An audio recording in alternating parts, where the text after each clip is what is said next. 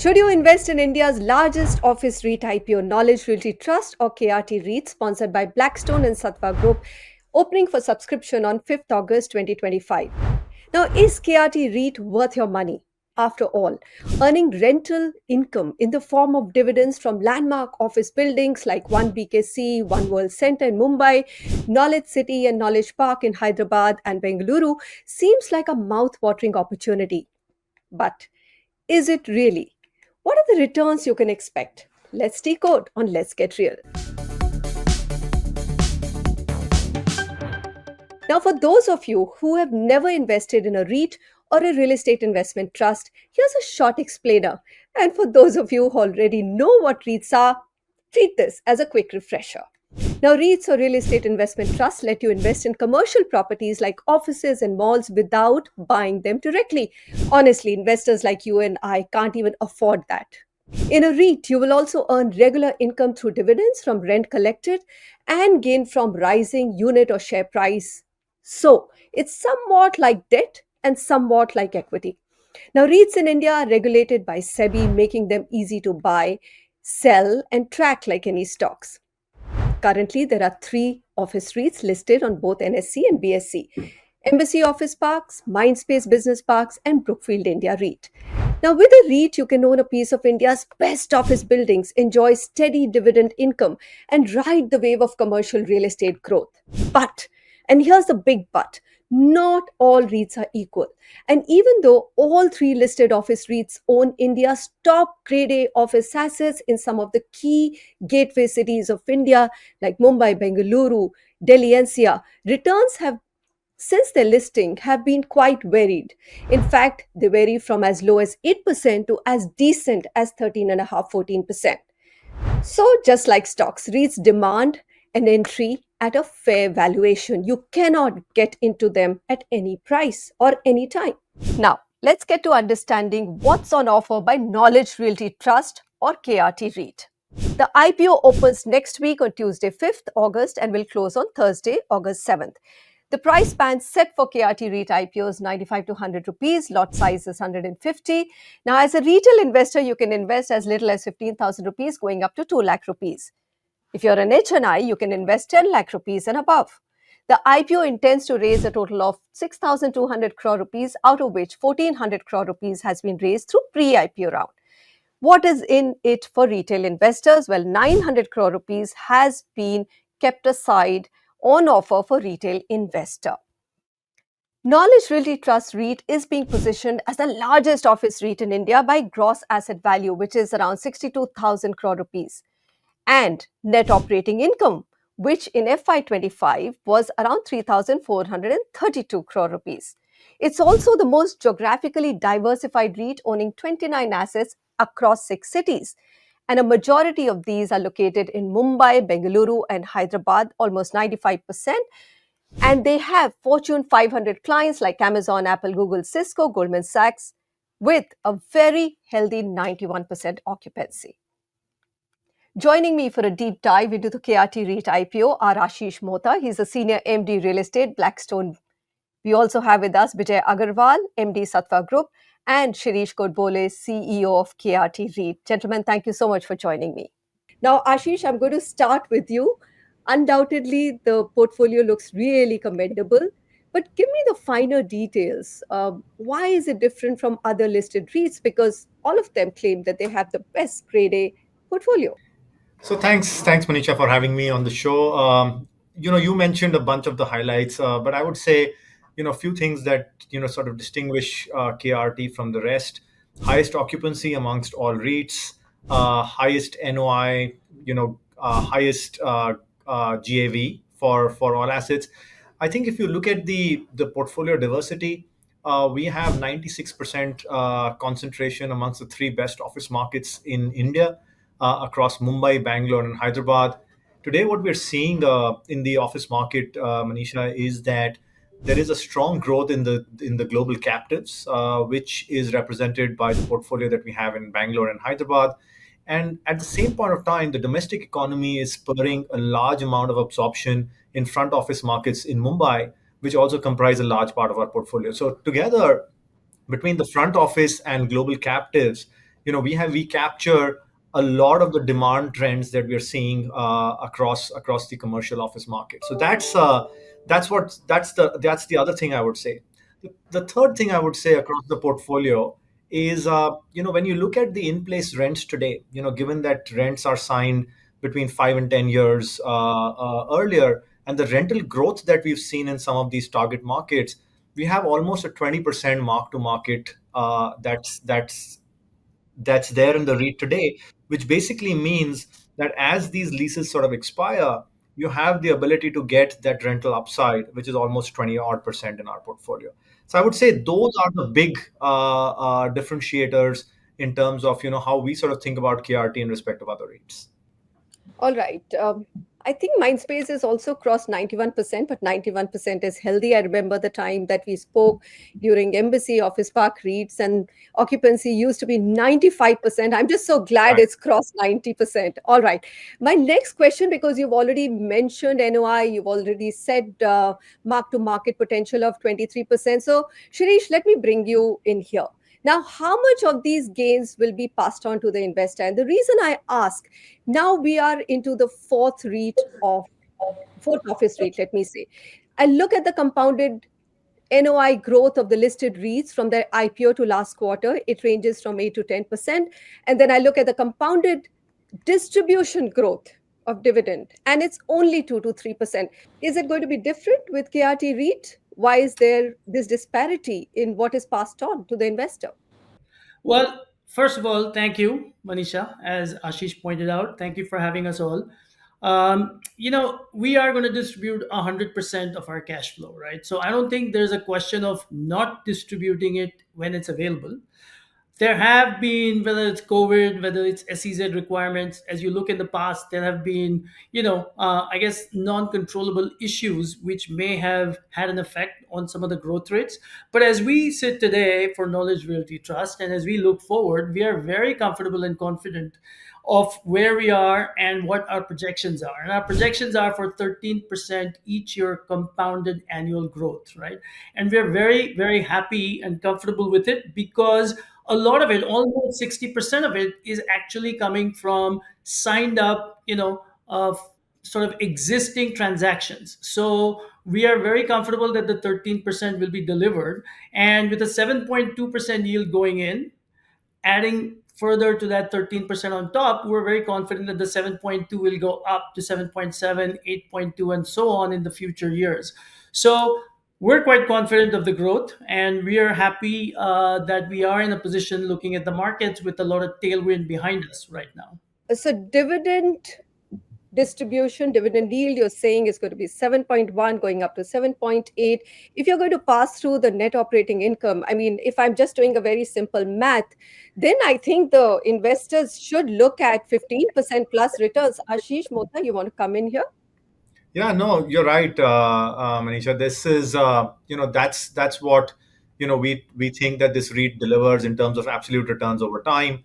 You have the 7.5% odd, average dividend yield, and then on top of that, you have the growth that sort of comes in from growth in the contractual rents, as well as some of the development that sort of comes in into the REIT. The third segment of the growth, which is actually not built into our projections, is the fact that we actually have a very lowly levered balance sheet. We are at 19% LTV at our current value, and that gives us a lot of headroom to actually acquire assets, going forward. So my view is, you would, given our portfolio, look to hit about 14 to 15% absolute returns, and then the inorganic growth on top, which should take you higher than that.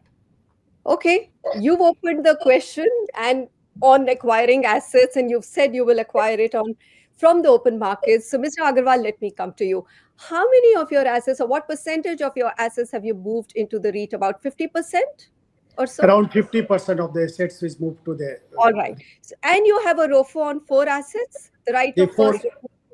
four Yeah. marquee assets. Tell me, why would you not want to give more of your own portfolio to the REIT? And why would you look at the open market in such a competitive environment where every large investor global wants something, I mean, a grade A office asset in India, and they are becoming harder and harder to get by at the right price? So Manisha, thank you for being inviting on the show. But I'll tell you that Satwa is committed to be all the marquee assets to put it on the REIT, and we have already signed 4 ROFO, which has been Bangalore, Hyderabad, and Chennai. That 4 ROFO building in marquee building, but this REIT has two purpose also. Till now in India, brand neutral REIT has been not come. That this REIT has been purely brand neutral REIT is there, which is like suppose last 2 years we are preparing for the REIT. In that thing, lots of discussion with the developers.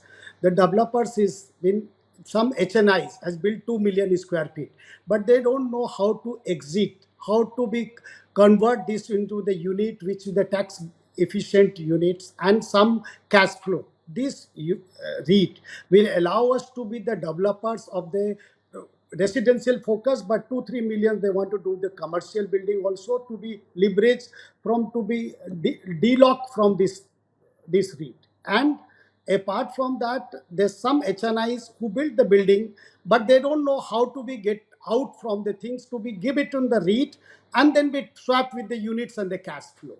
So this REIT has a unique strategy where you can keep your brand intact and along with the KRT brand, so that any person's desire is that his brand should be there on the REIT. So that way the Satwa has been also been committed to. So just to add to that, Manisha, so the idea is that the REIT will go out and Knowledge Realty, as you can see, is brand agnostic. And if there is, as Mr. Agarwal was saying, a million, 2 million, 3 million non-strategic owner of assets, it's a very tax efficient transfer to come into the REIT, and we'll allow them to maintain their local branding. So what happens is locally the developer or owner is able to maintain their branding but yet benefit from the structural benefits of tax efficiency, etc., the dividend yield that a REIT has to offer. That's, Hmm. I think, I just wanted to add that. Okay, so that's the goal, and it's quite interesting because that is a differentiator for this particular read. Shirish, give me another sense of there. I've spoken to a lot of investors and also studied the current REITs. Every time there is a sponsor developer asset moving into a REIT, um, you know, whoever does the valuation shows that it's actually at a discount to market value, but there is really no transparency around that. And there's always a sense that the sponsored developer is actually going to maximize. Why will he give it at a discount? How are you going to, as a CEO, manage that equation and work in the favor of investor? Yeah. So number one, we're here for the shareholders, right? The management team's job is to ensure that we're making accretive acquisitions. So we are clearly going to be focused on ensuring that we have, an acquisition that's going to add to our DPU and not take it down and dilute it. Couple of things. Number one, we have a team which is very well equipped, a management team which has all the ability to underwrite, due diligence, etc. We will be using third-party valuers, etc., to help us also. And the best part is that we've got shareholders, and two of them who are the biggest shareholders, and they are fully aligned with the smaller shareholders as well, right? And so if Satwa is adding an asset, we've also got Blackstone as a shareholder. If Blackstone's adding an asset, we've also got Satwa as a shareholder. So I think it's very I think it's very nicely distributed, where we have equal weightage amongst all of these shareholders, plus a management team that's obviously capable and going to ensure we do our job to provide accretive acquisitions for the REIT, right? So I'm very comfortable that I'm very comfortable that we're not going to overpay. We are going to be disciplined, and we're going to do the right thing, right? And and we have the experience and expertise to do that. I, All right. I would just Let's add, bring in Manisha, on Ashish. top of Go that, ahead. This is an important sorry, question, and yeah. let me also bring in one thing. I mean, have you left anything on the table for the investor right now? You're saying that the valuation of the assets has been at a discount to the market value, but Ashish, I'm going to take you back to also the time when Embassy came out with its REIT pricing. It was 300 rupees. CBRE said the fair pricing was 360. It's taken it a long time to actually come back and cross this year in FY25 calendar year, 2025, that is crossed 360 rupees. So I am kind of grilling you on this thing, but these are my concern areas. And through me, you need to convince the retail investor, how are the assets valued today? Is there anything for the retail investor? And going forward, when you bring in new assets, that there will be a fair valuation. Ashish, take it. So Manisha, if I can sort of rewind back to embassy days, you did see the stock north of 450 as well, and then you ran into sort of COVID. You ran into an interest rate regime which was significantly higher than what we saw when we sort of launched embassy REIT. Having said all of that, I think in the way we sort of thought about this portfolio, our NAV is about 10% discount. If I look at NAVs of existing comparable REITs, we're probably in the zip code of about 5 odd percent. So there is definitely more on the table for investors on a relative basis. The second thing I would say, which a lot of investors don't actually focus on, is if you look at this is really based on and I spoke to you about the mark to market impact that's potentially out there today. Some of these REITs or these portfolios are basically valued as per some cap rate on existing rents, right? To give you a sense, if you look at, and we have some really marquee assets in there, but if you look at, let's say, BKC as an example, we have one BKC as an asset in there. As per the valuations that we have in the book, if you look at strata values or strata capital values of what properties in BKC trade at, we are actually at almost a 30 to 35% discount, not a 10% discount NAV. So if you look at the quality of the assets, if you look at the rental, if you look at the tenants that are in there, and if you look at their individual capital values, there is significantly more value on the table from an investor perspective here. Okay, fair point. Now, Mr. Agarwal, 50-50 joint venture between the two sponsors, Blackstone and Satwa. Yeah, Who's going to be in the driving seat? both. Till now, we have been all driving seat. We have been come across of the largest REIT. This shows our bonding. This shows our strength. And because the Blackstone brings his global expertise, we bring local expertise. So 1+1 is always 11. Okay. Uh, what is Blackstone's commitment to the REIT? I mean, in Embassy, you paid down your equity and you've gone to zero now, Ashish. In this, what is the long term plan? I mean, you still remain the sponsor, but there is no equity held. What is the roadmap? How long are you committed to be a 50-50 partner in this REIT? You might continue as a sponsor, but the 50% partnership? Look, I think, Manisha, firstly, we are long term believers in the Indian office story, right? If you look at, starting in 2010 when we started acquiring assets to now, we continue to be big believers in that story. The other thing that we believe in India is, large scalable platforms. And I think KRT is a representation of exactly that, right? And therefore, in my mind, while we obviously operate close-ended funds and we have to distribute back to our investors, I think over time you will see us scale some of these vehicles with assets as we continue to sort of acquire them, right? So our existing shareholding might go down, but we will look to find new opportunities, new assets that we own today. Almost all of our assets are in this REIT. However, we do have other joint venture partners who, for various reasons, have not been, part of this REIT today. Tomorrow, if that changes, we could potentially bring some of those assets into this REIT, thereby increasing shareholding. So, in my mind, this is going to be a pretty dynamic way our shareholding sort of fluctuates. And like I said, we continue to be big believers in platforms and in some of these asset classes in the longer term. So my view, I think we're here for the long run here. All right. Gentlemen, I'm hearing a 15% plus return. None of the three office listed REITs have managed to touch that number, maybe briefly, but not annualized. If you look at the long term trends, I'm hoping you will break that jinx for the investor, because really it is a fantastic product in terms of financializing the best assets or real estate assets in India, and giving the retail investor a participation mode. So, all the best to all of you. Shirish Kodbole, CEO KRT REIT. Thank you for joining me. Ashish Mota, always a pleasure to have you, of course. And hopefully, Blackstone will take this journey a slightly different route. You're saying that you'll stay longer term, is what I'm hearing. Vijay Agarwal, your debt will be paid. You'll have new, fresh capital to do many more things. So, all the best, gentlemen, for joining me. Thank you, Thank you, Manisha. Manisha. That was a conversation with Knowledge Realty Trust Management.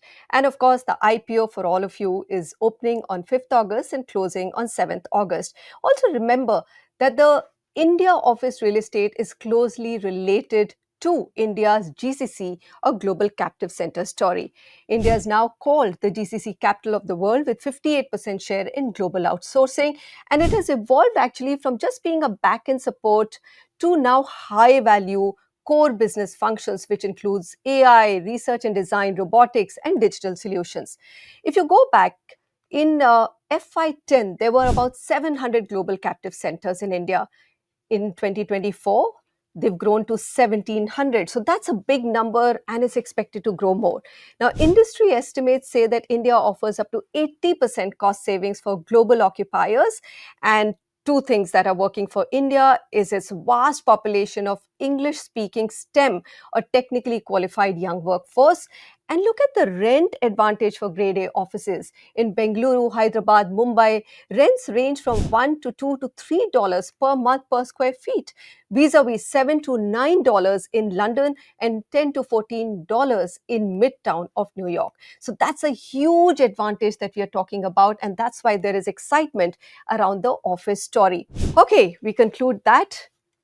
Thanks for joining me on Let's Get Real. Be sharp, be informed when it comes to investing your hard-earned money.